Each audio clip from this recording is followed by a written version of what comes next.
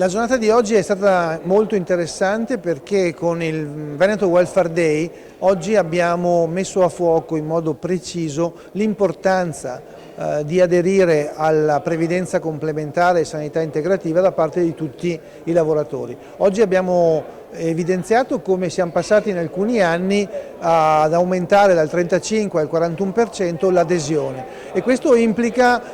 un passaggio importante di responsabilità nei confronti del futuro delle pensioni di tutti i lavoratori. Io credo che da oggi, dal primo giorno